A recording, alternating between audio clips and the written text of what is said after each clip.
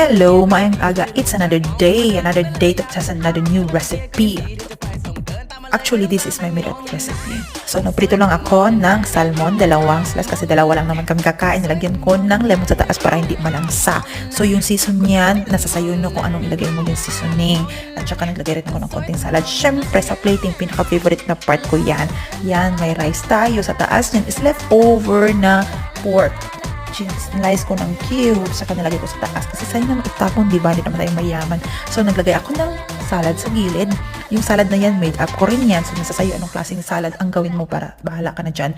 Ito, sour cream na yan, nalagyan ko ng sriracha para may twist. Tsaka nalagyan ko yung salad ng mixed na cheese. Mamaya lalagyan natin yan ng ranch. Tsaka para magandang tignan appetizer, lagyan natin ng green onion sa taas, diba?